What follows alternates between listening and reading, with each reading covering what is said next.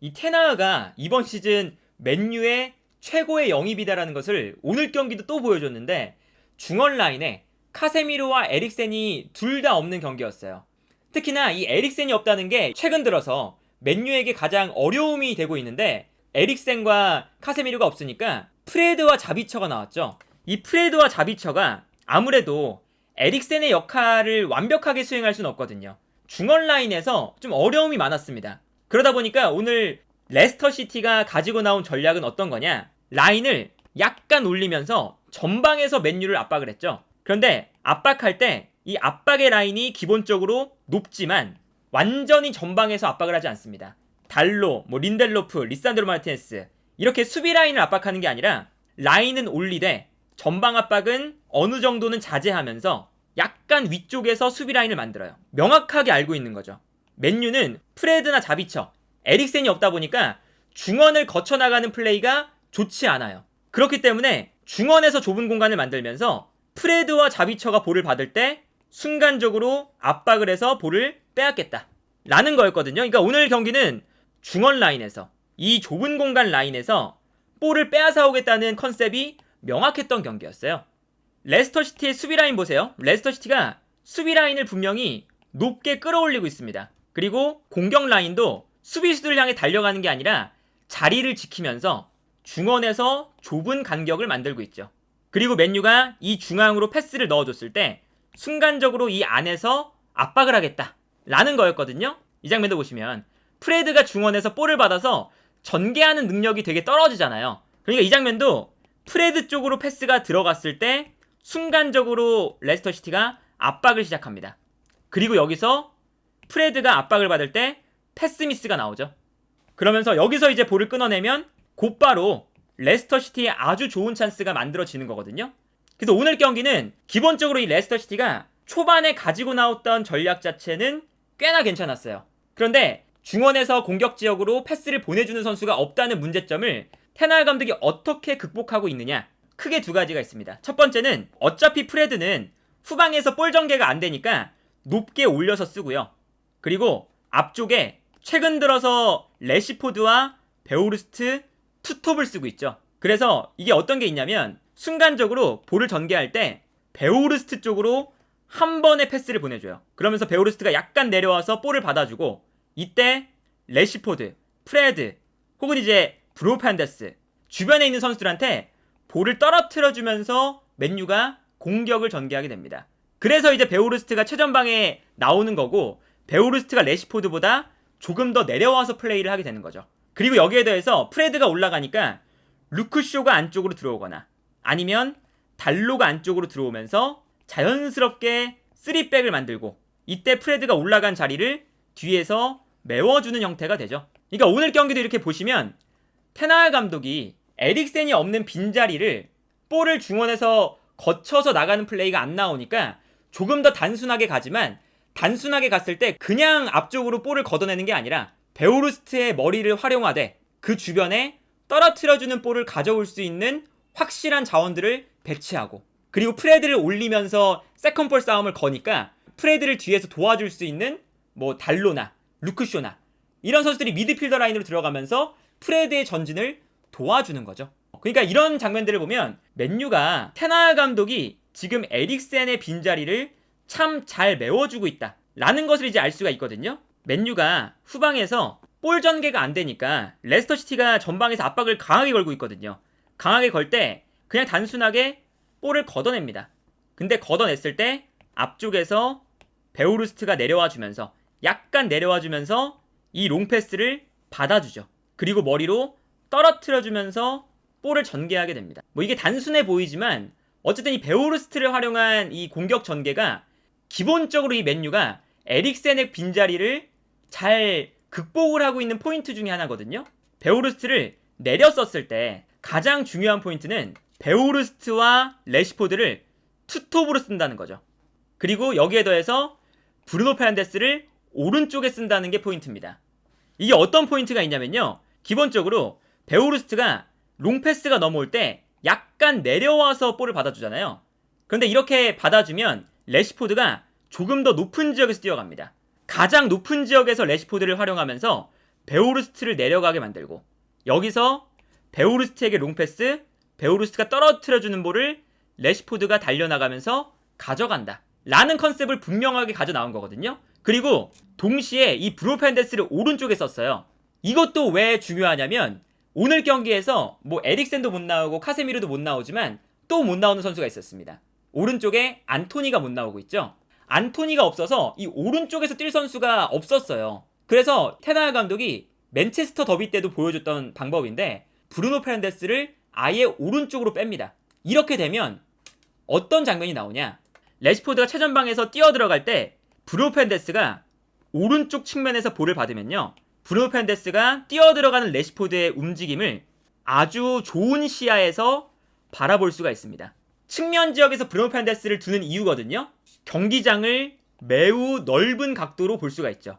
그렇기 때문에 여기서 이제 브루노 페르난데스가 볼을 잡을 때 뛰어 들어가는 레시포드에게 패스를 넣어줄 수가 있는 거예요. 이 장면 보시면요, 기본적으로 베오르스트가 내려올 때 맨유가 롱패스를 뿌려줬어요. 그리고 여기서 베오르스트가 볼을 떨어뜨려줬죠. 맨유가 떨어뜨려준 볼을 어쨌든 가져와서 브루노 페르난데스한테 전개가 되거든요. 브루노 페르난데스가 오른쪽 라인에서 쳐져 있다가 볼을 받을 때 레시포드가 뛰어들어가는 모습을 측면에 있으니까 넓은 공간을 바라보면서 정확하게 포착을 할 수가 있죠.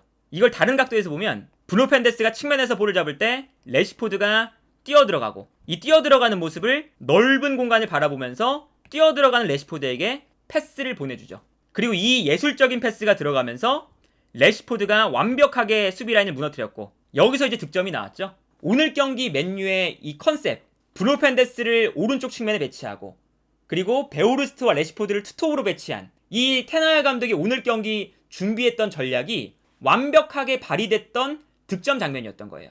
그리고 이 브루노 페르난데스의 이런 모습들을 계속 살려주기 위해서 어떤 모습이 나오느냐, 브루노 페르난데스가 오른쪽에 있잖아요. 이 오른쪽에서 브루노 페르난데스를 썼을 때 안 좋은 점이 있습니다. 드리블 돌파가 거의 없다고 봐야 돼요. 이 선수가 드리블 돌파에 능한 선수가 아니니까 1대1 찬스에서 드리블 돌파를 하거나 이런 것은 약점이 있거든요. 그러니까 오늘 맨유가 어떤 방법을 쓰느냐, 맨유는 왼쪽 라인에 리산드로 마르티네스와 루크쇼라는 후방 빌드업과 롱패스에 아주 능한 선수들이 2명 있죠. 그러다 보니까 오늘 나왔던 전형이 프레드가 올라갈 때 루크쇼가 약간 중앙으로 들어오고, 이때 리산드로 마르티네스, 린델로프, 달로 이렇게 3백이 만들어집니다. 여기서 맨유는 왼쪽에서 볼을 전개해요. 루크쇼와 리산드로 마르티네스 쪽에서 볼을 전개합니다. 이렇게 되면 자연스럽게 레스터 시티가 한쪽으로 쏠리죠. 이때 리산드로 마르티네스와 루크쇼가 브루노 페르난데스가 레시포드에게 패스를 보내주는 것처럼 한쪽 측면에서 반대편을 넓게 바라보면서 이 넓은 공간으로 패스를 보내줄 수가 있죠.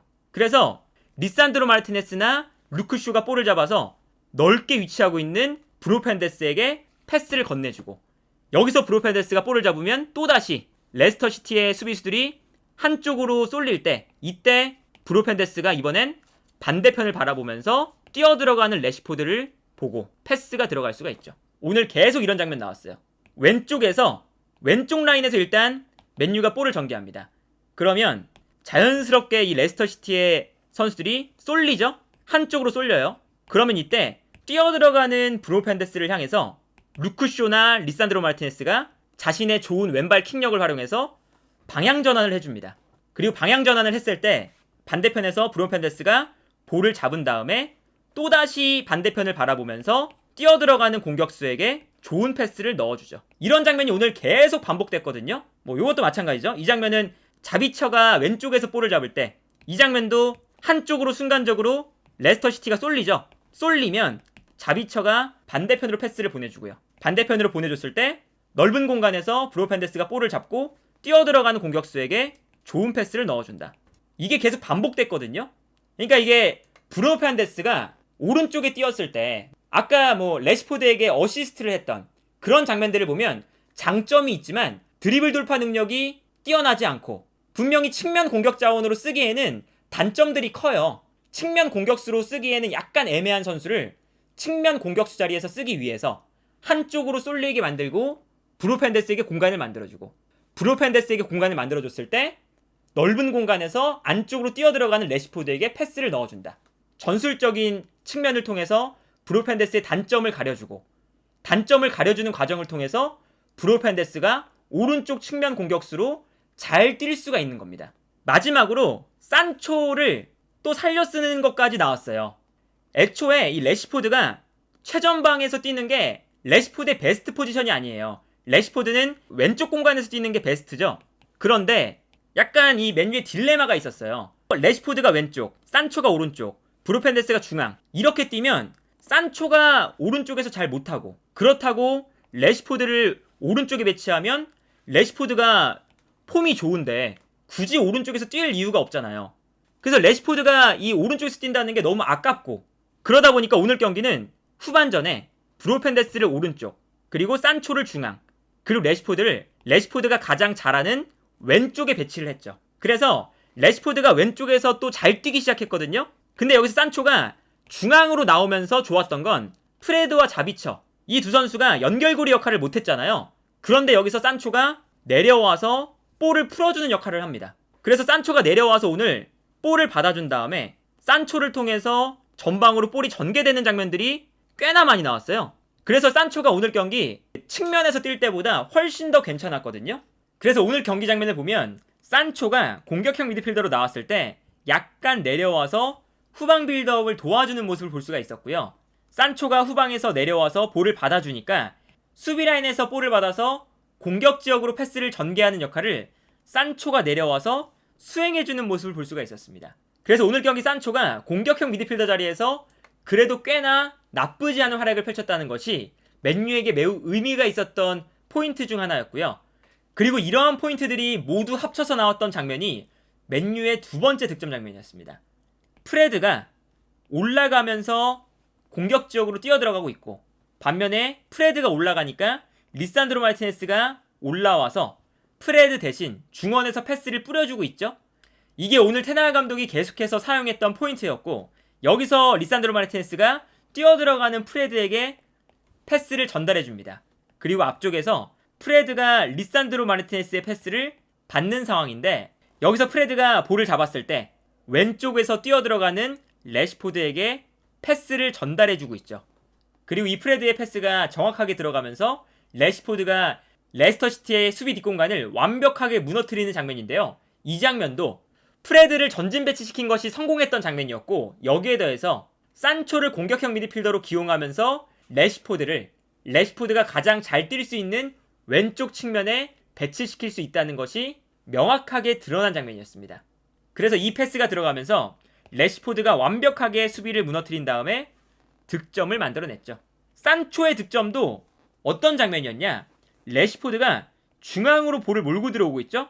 이때 베오르스트가 앞쪽으로 뛰어들어가면서 레스터시티의 수비를 끌고 들어가고요.